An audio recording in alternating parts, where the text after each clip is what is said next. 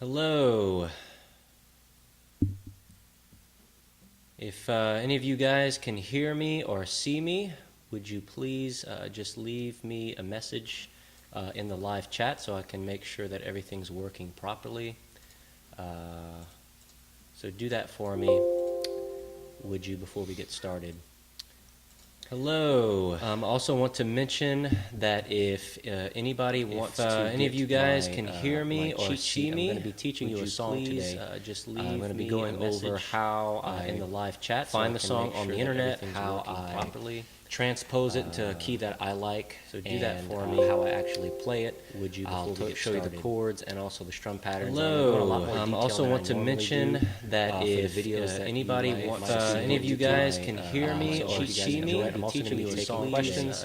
So at any point, if you want to in the live chat find the song on the internet, how I'm learning the guitar, transpose it to a key that I like. So do that. Try to how pass you play it. You're stuck into it. Show you the chords and just let me know. Hello. I also want to mention that if anybody wants, any of you guys can hear me or see me, I'm teaching you a song questions. So at any point, if you want to in the live chat find the song on the internet, how I'm learning the guitar, transpose it to a key that I like. So do that. Try to how pass you play it.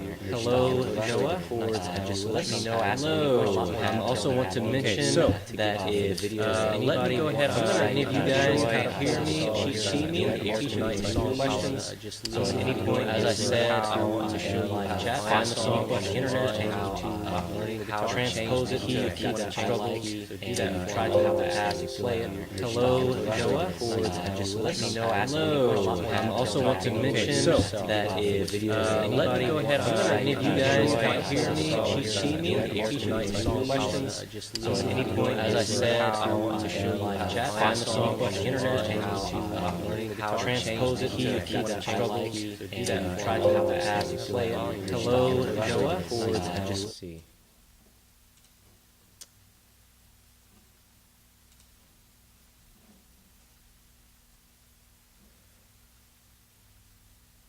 Okay, it's not working. Play all star. Okay, let me know if you guys can still hear me. If not, let me know what the problem is. Are you hearing me twice? Is my voice repeating? I'm gonna try and fix that. No sound. Is anybody else having no sound?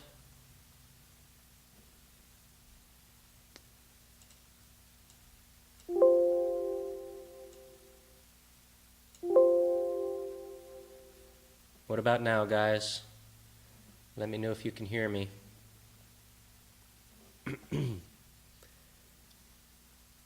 Okay, I'm going to keep going with the lesson. Let me know if y'all have any more problems with hearing me. Okay, it looks like it's working now. Okay. All right, so I'm going to go to the, let me see if I can pull this up for you. Okay, so I'm going to go to Google, and I'm going to type in the air tonight, Phil Collins, chords. Okay, and the first one that pops up is ultimate guitar, and that's usually the case. Let me see if I can help you guys out here and make you see this a little bit better.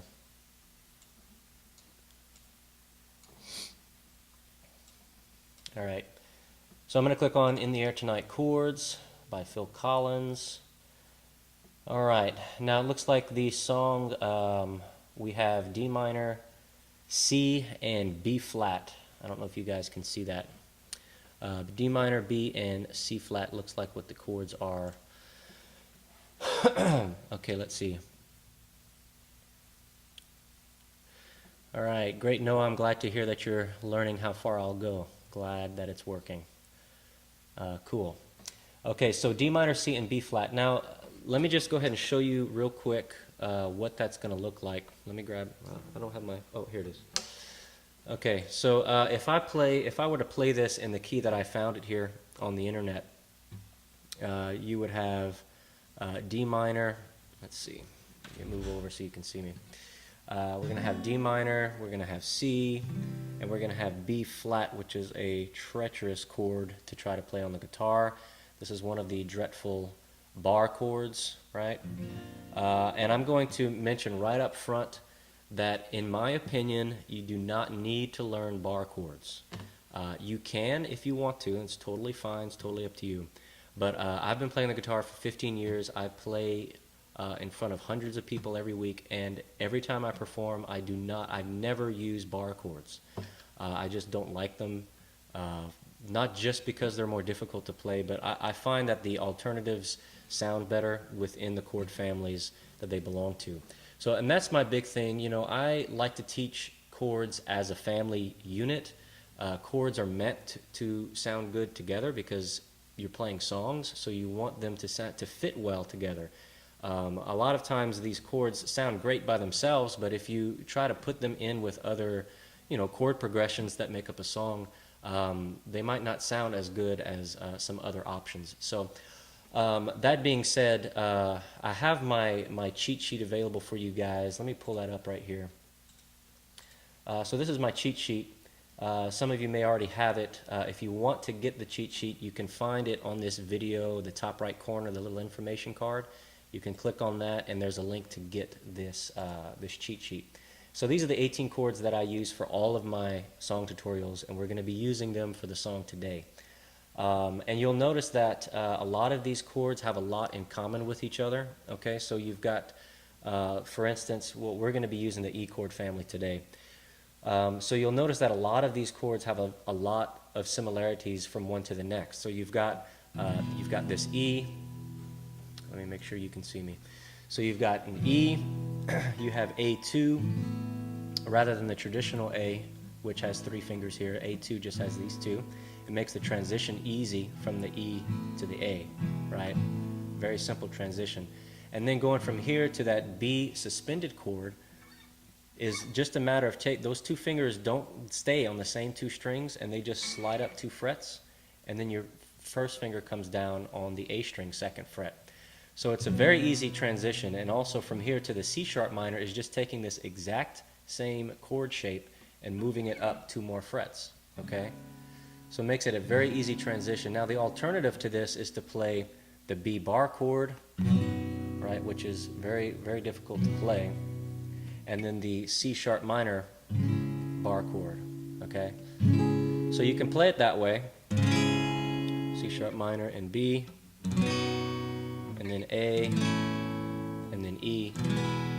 You could play it that way, but to me, there's so much of a change happening when you go from one chord to the next, because literally all 6 strings are changing, okay? Because you're barring the entire fretboard. And so you've got all 6 strings changing. And when you're playing a song, to me, it sounds a lot better if you've got some strings that stay the same. It kind of acts like a bridge between the progressions, okay? So if I play that progression, let me just go ahead and play that progression for you with the traditional chords and then with the chord variations that I use. So I'm going to play A, B, and C sharp minor for you.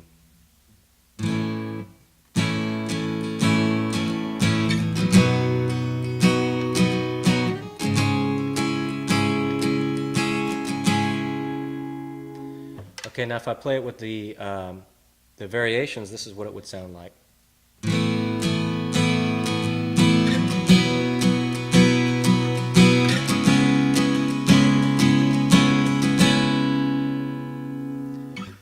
So I hope you can see the difference there. To me, those variations just fit so much better together. They sound good together. Those transitions sound a lot better. So that's why I've picked these variations. They have a lot in common with each other. The transitions are easier, which makes everything sound better. So going back to the song, let me see if I can pull it up here. The original key is showing D minor, C, and B flat. So what does this even mean? What key are we in? So if I pull up my other cheat sheet, which is the transposing cheat sheet here, and let me see if I can pull both of them up for you together. Let's see, where are we at in here tonight? Let me scoot this thing over. Okay, so if I try to find D minor, C, and B flat in this, this transposing cheat sheet. Let's see. We've got D minor, C, and B flat here. Okay, let me see if I can zoom in for you so you can see better. All right, so we have D minor, C, and B flat right here, which means the original key of the song is in the key of F, okay? So you have the families running across horizontally. So this would be the E chord family, this would be the F chord family, this would be the F sharp chord family, and so on down the line. And what these green numbers are indicating where you would put your capo in order to play with the E chord family, but to play in these keys, these different keys, okay? So what this means is that I could use, instead of trying to play the B flat chord and the D minor chord and the C chord, I could use the E chord family if I put my capo on the first fret, and I can play A instead of B flat, I can play B instead of C, and I can play C sharp minor instead of D minor. Okay? And I would be playing in the same key as the original key of the song. So that's what's really neat about this, this transposing cheat sheet, which you'll also get whenever you get the other chord family cheat sheet as well. You'll also get this one. And they're all free. So now we can go ahead and put our capo on the first fret, or we can just play it. I'm just going to play it without the capo right now. It'll just be a half a step below the original, which is totally fine. So if we look at the original, basically what I did is I pulled this off the internet. I just copied it and pasted it, and I changed the chords. I just changed the D minor to a C sharp minor. I changed the C to a B suspended, and I changed the I just changed the, the B flat to the A2. So I basically just changed it just like I showed you in that transposing cheat sheet, okay? And I just replaced those chords accordingly. Now, so if I go ahead and play that for you, it's going to be C sharp, B, A, and then back up to B, and then it repeats. Okay, so we've got, I can feel it coming in the air tonight. Oh no. Like that. Okay, so we're using a 8-beat strum pattern. So let me go over that strum pattern with you real quick. So we've got 8 down beats, or 8 beats per measure, okay? And we're going to be strumming down for every one of those beats, and then we're just going to throw in an up strum at the end of the 8th beat, okay? And it's important to keep in mind, you always want to remember that you always strum down on the beats of a song, and you always strum up on the up beats of the song, okay? No matter when you're strumming up or when you're strumming down, it's always going to come at those points. Down strums for the beats and up strums between beats on the upbeat, okay? And so for this instance, we're going to be having down strums only for all 8 beats, and then we're going to have that up strum is going to come on the and right after the 8th beat, okay?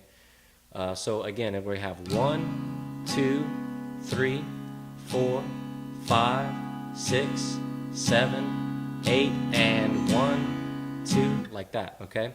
Now, even though we're not strumming up for all those other beats in between, so we got 1 and 2 and 3, we're not strumming up on those ands, but you're still moving your hand in that movement. You're just not letting your pick hit the strings, okay? So we have 1 and 2 and 3 and 4 and 5 and 6 and 7 and 8 and 1, right? And then we land that up strum right after 8 on the and after 8, okay? And that's how all strum patterns work. No matter what the combination is of down and up strums, they're always going to fall with down strums on the beats and up strums on the up beats, okay? So hopefully that will help some of you guys. I know that a lot of beginners have problems with strumming because they try to throw up strums on beats, on the down beats rather than in between beats. Okay, so it's important to keep that in mind. And it will help if you just keep your hand moving in the same motion throughout the song. Okay, all right, I hope that helps you guys understand that. So let me go ahead and I'm going to play the song slowly using that 8-beat strum pattern with the chords that I just showed you. Okay, so I'll play the chorus. And each chord in this case is going to last for one measure. I can feel it coming in the air tonight. Oh Lord, I've been waiting for this moment for all my life. Oh Lord. Another thing about the strum pattern, we're going to be adding emphasis on the first, fourth, and seventh beats. So you'll notice that I'm strumming harder for those beats. Okay, so we have 1, 2, 3, 4, 5, 6, 7, 8, and 1, 2, 3, 4, 5, 6, 7, 8, and 1. Like that, okay? And that's just adding some dynamics. You don't want it to sound so monotonous, and that's why we do that. We're just kind of trying to break that pattern up, add some variety to it, and make it sound better. Okay, let me go back to the channel here and see if you guys have any questions coming up. Hello, Gene. Nice to have you with us. If you guys have any questions pertaining to learning the guitar, go ahead and leave those questions down below, and I'd love to get to them. Okay, let me know if maybe you're struggling with strumming, maybe you're struggling with transitions. Let me know what it is, and I'd be happy to give you some pointers. Joy, I need longer fingers. Yeah, those power chords are definitely a stretch. Let me get this straight. Okay, yeah. The power chords are definitely a bit of a stretch, but they're much better than the alternative, right? Than these bar chords. So that's just going to come with practice. It's just going to come with getting those fingers in that position and practicing them. Now, a great practice to do is to get your hands in those positions, and you're going to practice getting clean strings first before you move on. So what you want to do is pluck one string at a time. And make sure that you're getting a clean sound from all of those strings. In this case, with the B, we're not strumming that low E string. We're just strumming the other 5, okay? So you want to make sure you're getting a clean sound from all 5 of those strings. And if you're not, if you're getting a muted string like that, then stop on that string and figure out what's going on and fix it before moving on. Okay, now these are 3 things. I'll give you 3 pointers to keep in mind when you have a muted or chattering string. Okay, if you get one of these strings that sound like this, wait, let's see, that would be like a chattering string, or a muted string like that. There's a few things that you need to take a look at, okay, like a little checklist. The first thing, you want to make sure that you're pressing on the sweet spot of the fret, okay? Now, the sweet spot of the fret is not in the direct center of the fret, okay? It's going to be up 3/4 of the way of the fret towards the top of the fret, okay? That's going to be where you can press down with the least amount of pressure and get the cleanest sound, okay? So that's where you want to press, and now that's not going to... You're not going to be able to press there for all the chords because some chords are crowded and your fingers are kind of close to each other. But you want to get to that sweet spot as much as you possibly can, okay? The other thing to keep in mind is you want to come down perpendicular to the neck of the guitar. You don't want to come in on the strings at an angle, because if you do that, your finger is going to be touching the strings behind it, okay? So if, in this case, if I'm pressing down the E string on the 2nd fret, if I come in at an angle, the E string might sound fine, but the next string, the A string, is going to be muted because my finger's touching it. So you want to pick that finger up, make sure you're pressing with the very tip of your finger, and pick your finger up, right? So that you're not muting the strings behind it, okay? And then third thing, you want to make sure you're getting good counter pressure on the back of the guitar, because it will take pressure to push down, and so you want to be able to push against something, okay? So make sure that you've got, normally you're going to be using the crook of your thumb here to press down, especially for most of the chords. However, when you get to the power chords, for instance, that B and that C sharp minor, for this song, for instance, I use my actual thumb here to push against the back of the neck like this when I'm holding those chords. And the reason for that is that these chords, because of the big stretch that it takes to get there, If you still have your hand on the back of the neck like this, you're going to have a problem with this index finger wanting to mute the bottom few strings, okay? So instead, to fix that problem, you want to get your wrist and pull it away from the neck of the guitar, and to do that, you need to use your thumb and put it on the back of the neck, okay? And that'll let you come away from the fretboard. And that's how you can, another way you can get good sound for these chords in particular, right? The B suspended, C sharp minor, and also the, the G sharp minor and the F sharp minor, which are also part of this family.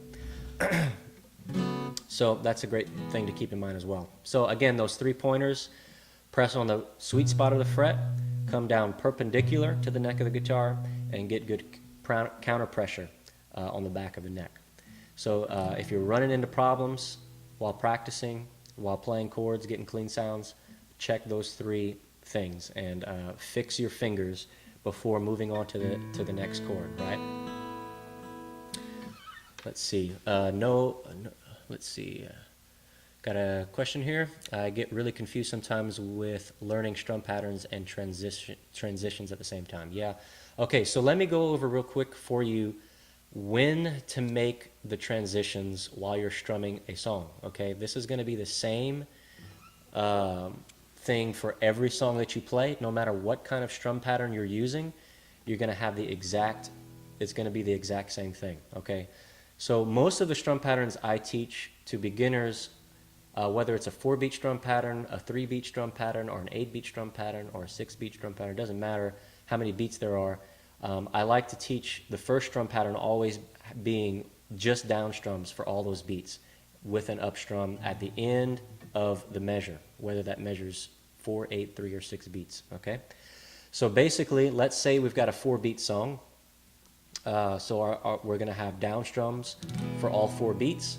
1, 2, 3, 4, and then we have an and after the 4th beat. 1, 2, 3, 4, and 1, 2, 3, 4, and like that. Now, whenever you're going to be switching chords, more often than not, it's going to happen at the end of a measure, okay? And so when we make that switch to the next chord, we're going to be doing it on the up strum while our hand is coming up on the up strum, okay? So again, let's say I'm going from the E to the A2. So I'm going to have 1, 2, 3, 4, and while I'm saying and strumming up, my hand is up, or the fingers that need to move are up, okay? So literally while I'm strumming up, I'm not even playing a chord, okay? But it's totally fine because when you're playing at full speed, it doesn't matter, okay? So we have 1, 2, 3, 4, and 1. And then when you say 1 for the new measure, you need to be down on the next chord. So you make that switch on the and, or between the 2 beats, right? Between the last beat of the measure and the first beat of the next measure. That's when you make that switch. 1, 2, 3, 4, and 1, 2, 3, 4, and 1, 2, 3, 4, and 1, like that, okay? And you do it slow. Do it that slow or even slower if you want to, in order to practice that switch. 1, 2, 3, 4, and 1, 2, okay, like that. And for instance, another thing to keep in mind, when I play this B and the C sharp, this E low string is not supposed to be resonating. It's not part of that chord. You can try to not strum it, but when you're playing a song at full speed, it's going to be very hard to not hit that string. So one thing I like to do is use this second finger that's not doing anything, and I just let it touch that E string. It's just touching it to mute it so that it doesn't resonate. So I use that for these chords as well. Okay, let's see. More tips on thumb placement. Yeah, so for instance, the E and the A2, I've got my thumb like this. I like to use my thumb a lot for chords. For instance, with the G chord family, for the cheat sheets, the chords on the cheat sheet I have a C add 9, which looks like this. And again, for this chord, you're not supposed to be strumming this E string, so I use my thumb to come around the top and just touch that E string to mute it, like that. So when I play the chord, you're not hearing that E string. And I don't have to worry about whether I hit it with my strumming hand or not. Same thing with the A minor and the B minor as well. So that's what I use that thumb a lot for that. Also for the C chord family, we have C. Let's see, C. Oops, sorry. C, the F.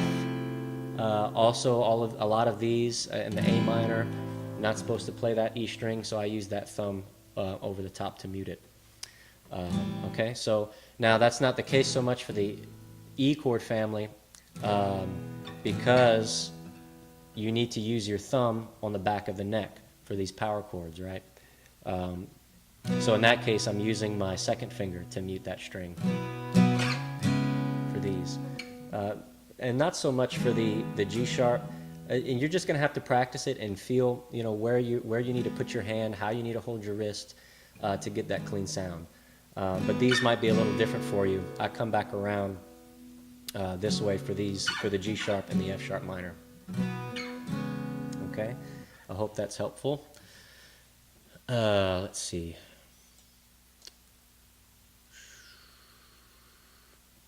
Okay, glad that was helpful. Let's see. Roshan, I want to learn finger picking. Yeah, that's definitely something you can. Let me see. I don't think I have any lessons on finger picking. I'm assuming you're talking about something like using your fingers to pick, like this.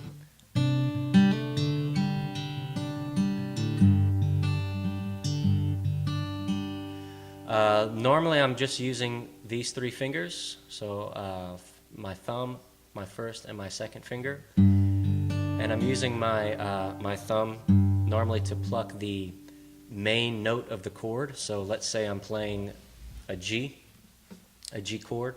I'll use my thumb to pluck that G note on the first beat of the measure.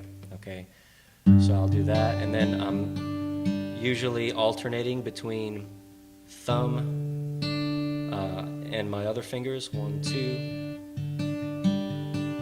you know, something like that. I don't know if you can see that on the video. Let me go back to my video so you can see it more clearly. So I'm alternating from thumb to middle, thumb to first, thumb to middle, thumb to first. And sometimes I might go here to the A string.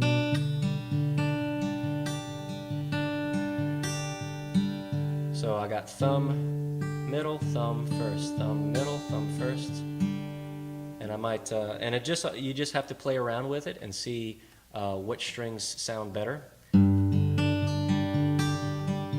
And then at the beginning of each measure, I'll come back and hit that first note of the chord.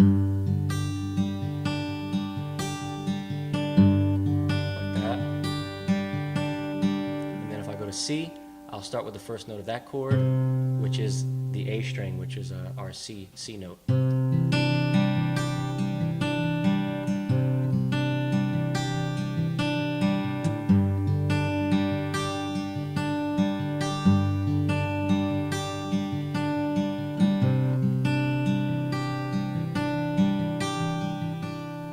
Okay, that's a great way to. It's almost like a rhythm finger picking. So instead of strumming for slower songs, you can use that. It's a nice way to add some tranquility to the song, I guess you could say. Cool. So I hope that's helpful for you. Let's see. Anybody else have any questions? Let's see. Let me scroll back up here. For those of you, I noticed a couple of you mentioned that you're learning How Far I'll Go for Moana. When I go back and watch that video now, I wish I would have put an easier strum pattern. I'm not sure if you're having problems with that strum pattern, but you don't have to use that strum pattern to play that song. I believe it's an 8-beat strum pattern, but I'm in that particular song. I'm doing one that's a bit more complicated than I probably should have done. And instead of it, let me see if I can pull up that song real quick. Give me 1 second. I'm going to pull up the song so that I can show you an easier strum pattern. Let's see how far I'll go.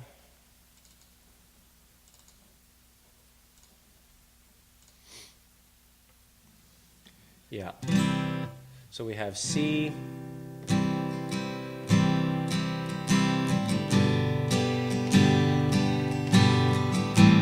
this.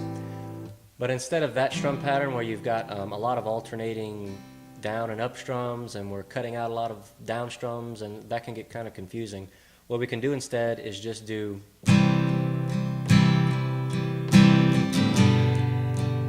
again, this is 8 beats, 8 down strums with the up strum at the end of the measure. So we have 1, 2, 3, 4, 5, 6, 7, 8, and 1, 2, 3, 4, 5, 6, 7, 8, 1, 2, 3, 4, 5, 6, 7, 8, 1, 2, 3, 4, 5, 6, 7, 8. Okay? And again, you'll notice I'm adding emphasis on the 1st, 4th, and 7th beat. Okay? Same exact strum pattern as In the Air Tonight we were just looking at. Okay? So you can use that for this song as well. And that will be a lot easier for you to play than the other one. And then you can always, once you get the feel and you start getting comfortable with strumming, then you can try to add some more complicated ones later if you'd like. Let's see.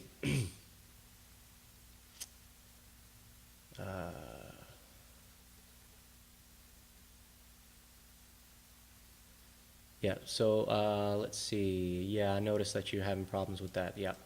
So hopefully that's helpful. Let's see. Keep getting strains in my left wrist. Can't practice for more than 5 minutes. Any ideas what I'm doing wrong? Getting a lot of strains. Is there any particular, which chords are you trying to practice with, if you don't mind me asking?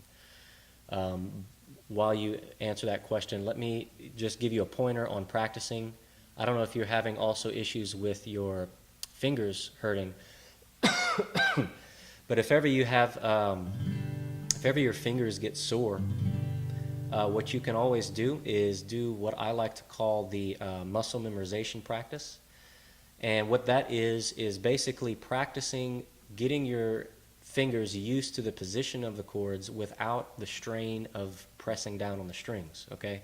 So you basically get your hands in the position of the chord, just touch the strings without pressing down, and then you go to the next chord, and then you go to the next chord, and then you go to the next chord. And so all you're doing is you're practicing getting your hands used to those positions, right? Because it's very strange positions for your fingers. They're not used to being in those positions. So just practicing not only being in that position, but also moving to another chord. That's gonna be another challenge. You might get a chord, and you might be able to switch from the G to the C perfectly fine, but then when you go to switch from the A minor to the C, it might throw you off because you're not used to that. You're used to switching from G to C. So you also need to learn and memorize the transitions from one chord to the next, and not just the chords themselves. So I hope that makes sense. So you can practice this muscle memorization thing. That'll allow you to get more practice time in, but also practicing what I like to call the launching point practice, which is starting with the chord that, let's say the G chord, and then going to every other chord from that chord. Okay, so we're going to go from G to C, and then back to G, and then to E minor, and then back to G, and then to D, and then back to G, and then to A minor, and then back to G. So you're using G as the launching point, and you're going to all the other chords in the chord family.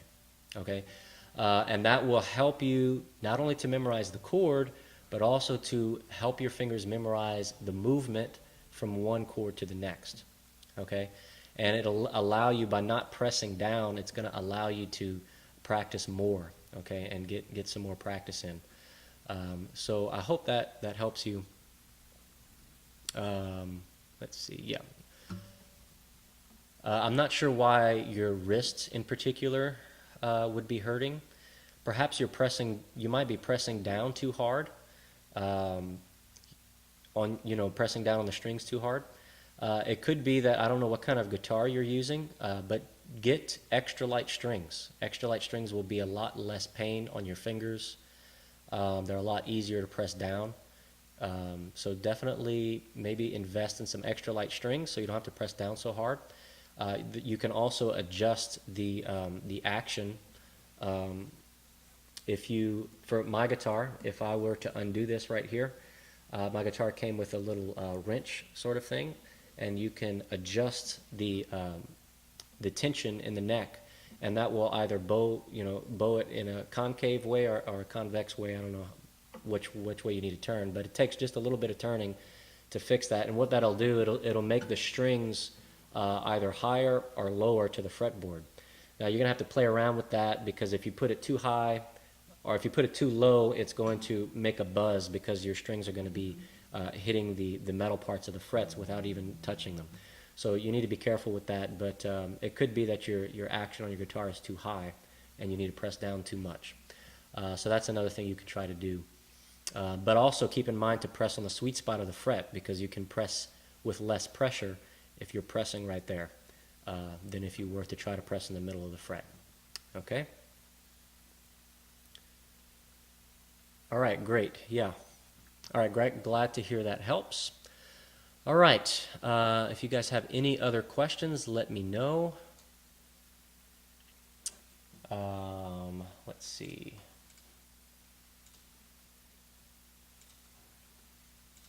Okay, I'll wait a few more seconds to see if I got any other questions. How many chords would you say I need to know for learning lots of different songs? Okay. Yeah, so the chord cheat sheet that I have, I recommend you learn those 18 chords, okay, which are broken up into 3 chord families. So that's the G, the E, and the C chord family. And with just those 18 chords, you can play literally thousands of songs, okay? And the reason for that is that most songs are written within certain parameters of musical scales, right? A scale of music is 7 chords. That's every scale. And most songs are written within major scales. And so now for the guitar, the seventh note in every scale is not used as an actual. It might be played in a song, but it's not going to be used as the main note of a song. So we don't have to learn that chord. So that's why there's 6 chords for each chord family. And those the reason I picked those 3 chord families in particular is because you can play in any other major key by using your capo, and you can play with those 3 chord families by not putting your capo any higher than the 4th fret, and you can play in any major key with just those 3 chord families. So to me, those are you can get the most playability with the fewest amount of chords by learning those 18 chords. Okay, so that's why I recommend those. And plus, those in particular, those variations are a lot easier to play, and they make transitions a lot better. So I definitely recommend those chords to learn first. And you always want to, after you learn those and you've mastered those, then you can move on to other chords. If you run into a song that you can't play with those 18 chords, then you can always add that particular chord to your library of chords that you know. Let's see. Could you show me any song playing through tabs? Do you mean, can I show you how to play tabs? Well, if that's what you mean, I'm not familiar with tabs. I don't read sheet music or tab music in particular. I always have only played music with chords, and that's what I use. So sorry, Roshan, I don't think I can help you with that in particular. Are there any other questions? Yeah, my main thing is playing rhythm guitar. That's what my focus is. And for rhythm guitar, I've never had a need to learn how to read sheet music or tabs in particular. So I don't play lead guitar or classical style or anything like that. So. All right, well, I hope that was useful for you guys. If you have any other questions, you can always ask me here in the live chat, or you can email me, Jonathan@simplifiedguitar.com. I would be happy to answer anybody's email and help you out however I can. All right, well, if there's no other questions, I'm going to go ahead and end the live stream, and I wish the best of luck to all of you guys. and I will see you around. All right.